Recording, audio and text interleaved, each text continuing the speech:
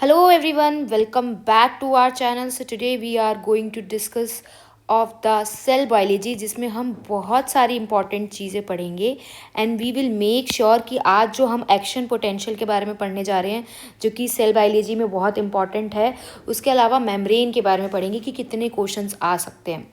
तो सबसे पहले we are going to discuss about the action potential in neuron.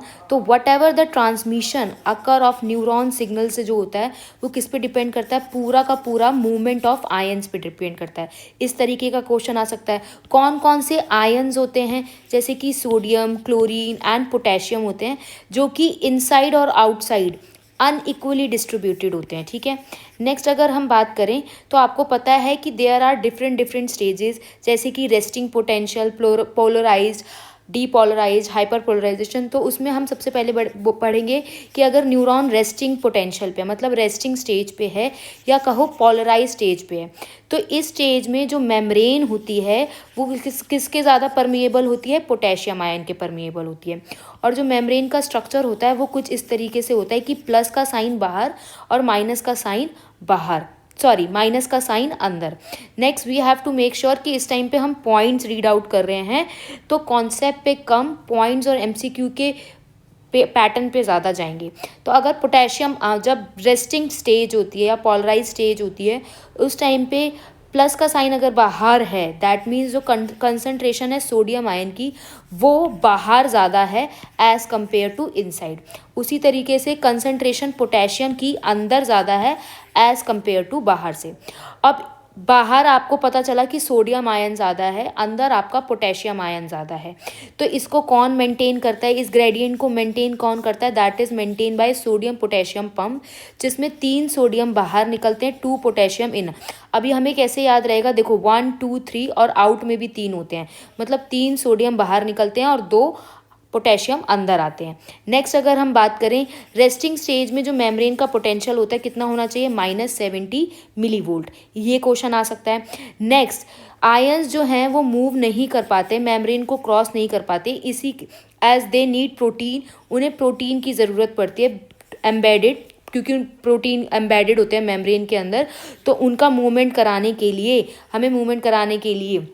Next अगर हम बात करें, जितने भी ज़्यादातर आयंस जो हैं वो आयन चैनल के थ्रू मूव करते हैं, जो कि होता है along the concentration gradient.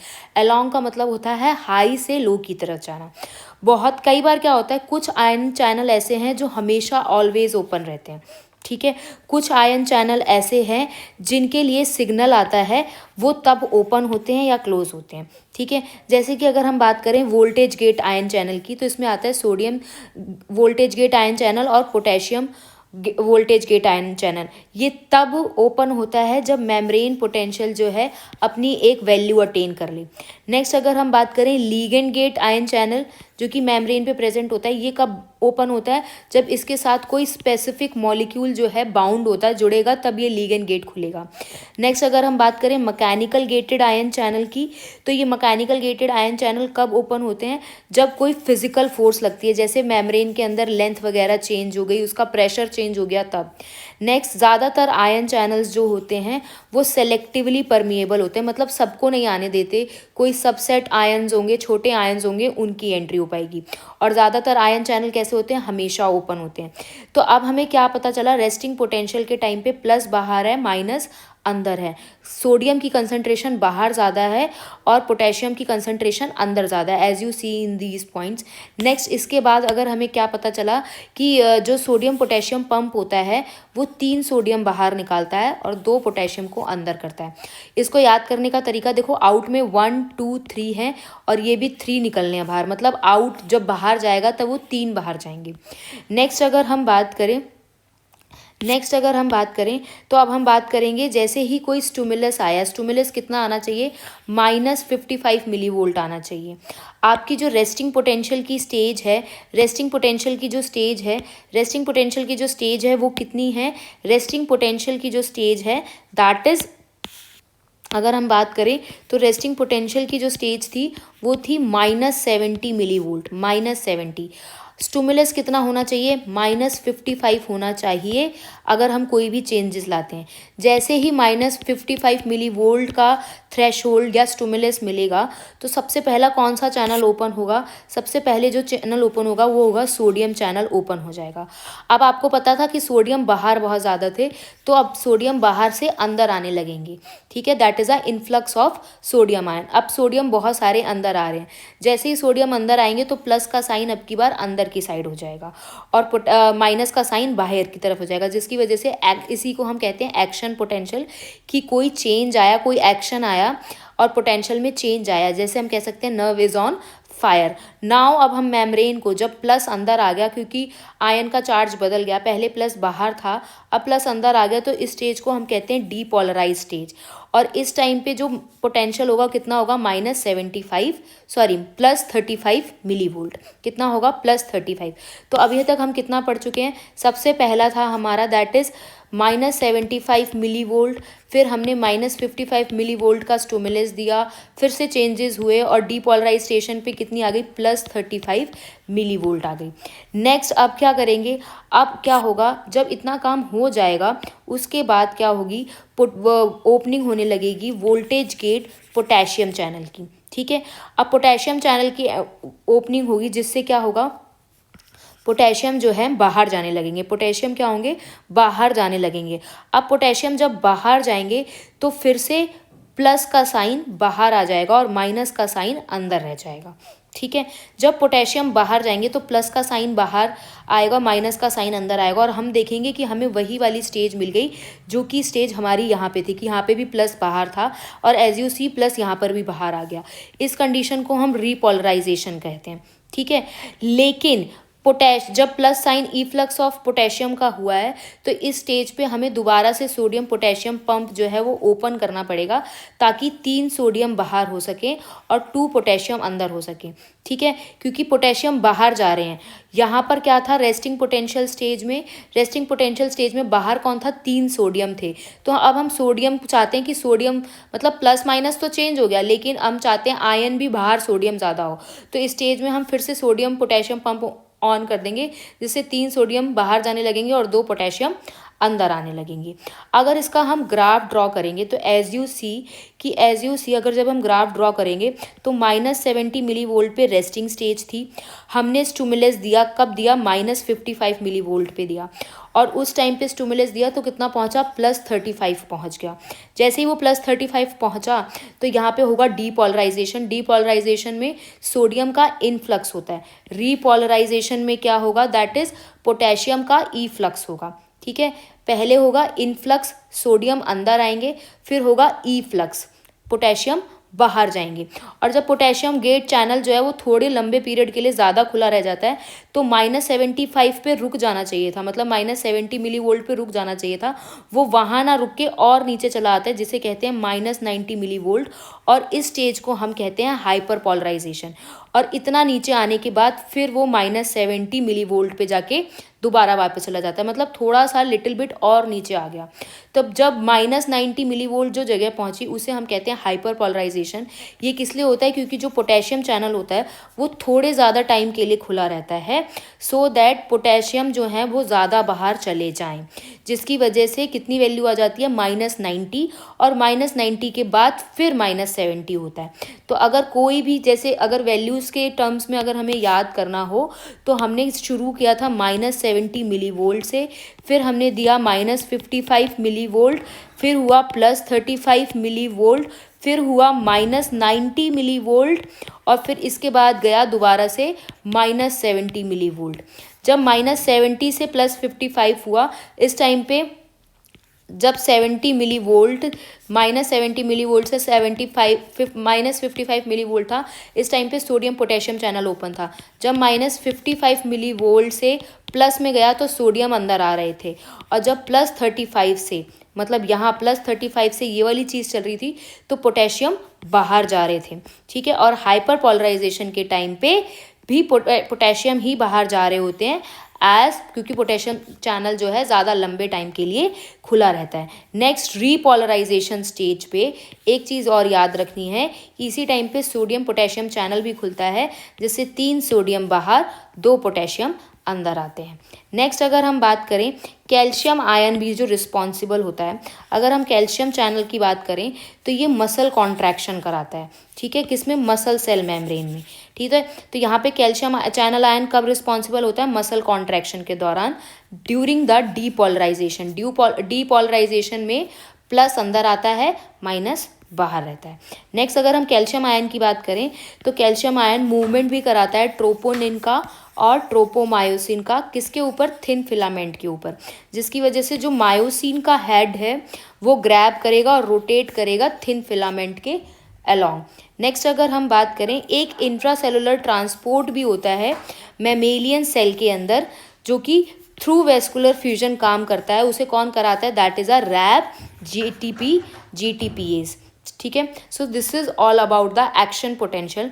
Next अगर हम बात करें तो हमें पता होना चाहिए कि एक ना ओ लिंक ग्लाइकोसाइलेशन होता है और एक एन लिंक ग्लाइकोसाइलेशन होता है। तो हमें ये चीज़ पता होनी चाहिए कि ओ लिंक होता है गोल्जी बॉडी के अंदर और एन वाला होता है एंडोप्लाज्मिक रेटिकुलम।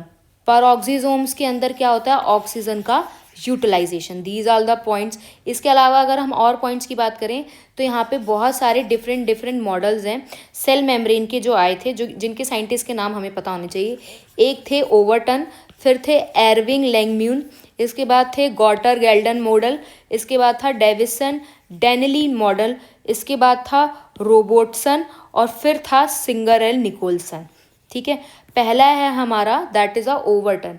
ओवरटन की अगर हम बात करें तो ही वॉज अ साइंटिस्ट जिन्होंने बताया था कि लाइक डिजॉल्व लाइक, अगर हाइड्रोफिलिक है तो हाइड्रोफिलिक के साथ और लाइपोफिलिक है तो लाइपोफिलिक के साथ। नेक्स्ट अगर हम बात करें, उन्होंने काम किस पे किया था, रूट हेयर पे। फिर ये मॉडल डिस्कार्ड हो गया था। इसके बाद एरविंग का जो मॉडल आया था, उन्होंने बताया था कि लिपिड कैसी है, मोनोलेयर है, ठीक है, जिसमें उन्होंने बताया था कि जो हाइड्रोफोबिक पार्ट है, जिससे पानी पसंद नहीं है, वो किसके कांटेक्ट में था, पानी के कांटेक्ट में था। नेक्स्ट अगर हम बात करें, ये मॉडल भी डिस्कार्ड हो गया। गॉटर ग्रैंडल मॉडल की बात करें तो इन्होंने बताया था कि लिपिड कैसी होनी चाहिए, बाइलेयर होनी चाहिए, और ये प्रोटीन और मेम्ब्रेन फ्लूइडिटी को एक्सप्लेन नहीं कर पाए थे।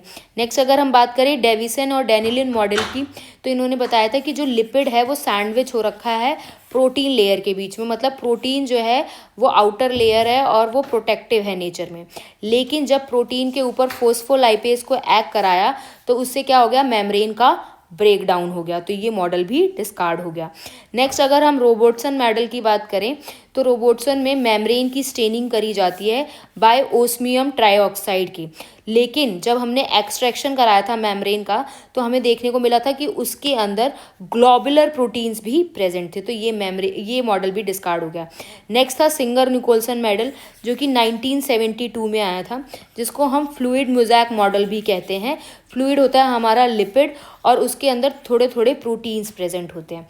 नेक्स्ट अगर हम बात करें तो क्वेश्चन आ सकता है कि जो मेम्ब्रेन होती है किस किस की बनी होती है, that is LPC, lipid, protein और कार्बोहाइड्रेट। लिपिड और प्रोटीन में नॉन कोवलेंट इंट्रैक्शन होती है और कार्बोहाइड्रेट जो होता है वो बहुत स्मॉल अमाउंट में प्रेजेंट होता है। नेक्स्ट अगर कार्बोहाइड्रेट की बात करें तो अकेला प्रेजेंट नहीं होता, प्रोटीन या लिपिड के साथ अटैच होगा, और कार्बोहाइड्रेट जो है वो नॉन सिस्टोलिक साइड पे प्रेजेंट होता है, मतलब सेल के बाहर प्रेजेंट होता है। नेक्स्ट अगर हम बात करें तो लिपिड के अंदर मेम्ब्रेन के अंदर कौन कौन से लिपिड प्रेजेंट होते हैं, इस पे क्वेश्चन आ सकता है, फॉस्फोलिपिड, ग्लाइकोलिपिड और स्टिरॉल्स के ऊपर, ठीक है। नेक्स्ट अगर हम बात करें तो ग्लाइकोलिपिड सबसे ज़्यादा कौन सा है, दैट इज़ अ गैंग्लियोसाइड, और स्टिरॉल जो है वो बैक्टीरियल सेल के अंदर होता नहीं है, और एनिमल सेल में स्टिरॉल कौन सा होता है, that is a cholesterol. Next अगर हम फोस्फोलिपिड की बात करें तो दो तरीके के फोस्फोलिपिड होते हैं, एक होते हैं फोस्फोग्लिसराइड, एक होते हैं स्फिग्नोलिपिड। फोस्फोग्लिसराइड में ग्लिसरॉल होता है जो कि 3 कार्बन चेन होता है, जिसमें 2 फैटी एसिड होते हैं और एक फॉस्फेट ग्रुप होता है और उसके साथ स्मॉल अल्कोहल जुड़ा होता है। नेक्स्ट अगर हम बात करें स्फिग्नोलिपिड की, तो इसमें जो बैकबोन होती है वो स्फिग्नोसिन प्रेजेंट होता है। स्फिग्नोसिन मतलब अमाइनो ग्रुप होता है और अल्कोहल होता है, अल्कोहल के साथ फॉस्फेट और स्मॉल ग्रुप अटैच होते हैं और अमाइनो के साथ फैटी एसिड ग्रुप जो है अटैच होता है। नेक्स्ट अगर हम बात करें फोस्फोलिपिड कौन कौन से होते हैं, that is a phosphatidyl serine, phosphatidyl ethanolamine and phosphatidyl choline, इसके अलावा स्फिग्नोमील। नेक्स्ट अगर हम बात करें, जो ये फोस्फोटिडाइल सीरीन है या इथोनोलामाइन है और ये कोलिन है, इन तीनों को हम फोस्फोग्लिसराइड कहते हैं। और ये जो स्फिग्नोमिलीन है इसे हम स्फिग्नोलिपिड कहते हैं, ठीक है। और ये जो स्फिग्नोमाइलिन है ये आपको स्पेशली नर्व सेल्स में देखने को मिलता है। नेक्स्ट अगर हम बात करें तो जो भी मेम्ब्रेन की, प्लाज्मा मेम्ब्रेन की लीफलेट होती है उसमें दो लीफलेट प्रेजेंट होती है, एक होती है इनर, एक होती है आउटर।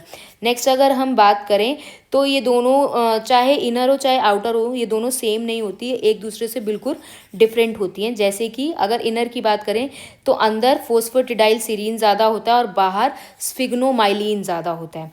नेक्स्ट अगर हम बात करें कि जो मेम्ब्रेन की फ्लूइडिटी है वो किस पे डिपेंड करती है, वो डिपेंड करती है लिपिड के ऊपर कि लिपिड कैसा है। फॉर एग्जांपल अगर हम बात करें कि टेम्परेचर अगर ज़्यादा है तो फ्लूइडिटी बहुत ज़्यादा होगी, क्योंकि एनर्जी मॉलिक्यूल्स ट्रांसफ़र कर रहे हैं, जो कि मॉलिक्यूल्स की एनर्जी है वो ज़्यादा होगी। और अगर टेम्परेचर कम है तो फ्लूइडिटी कम होगी, क्योंकि मॉलिक्यूल्स की एनर्जी कम हो जाएगी, क्योंकि टेम्परेचर कम है तो मॉलिक्यूल्स आपस में फ्रीज हो जाएंगे। लेंथ ऑफ फैटी एसिड की बात करें तो अगर फैटी एसिड की लेंथ छोटी है तो फ्लूइडिटी ज़्यादा अच्छी होगी, और फैटी एसिड की लेंथ बहुत लंबी है तो फ्लूइडिटी कम होगी। आपके फ्रेंड सर्कल अगर ज़्यादा बड़ा है तो आपको ज़्यादा तकलीफ़ें होंगी, फ्रेंड सर्कल ज़्यादा छोटा है तो ज़्यादा ठीक रहेगा। नेक्स्ट सैचुरेटेड फैटी एसिड है या अनसैचुरेटेड फैटी एसिड है। अगर सैचुरेटेड फैटी एसिड है, सैचुरेटेड की अगर हम बात करें, इसका मतलब फ्लूइडिटी कम होगी, अनसैचुरेटेड में फ्लूइडिटी ज़्यादा होगी।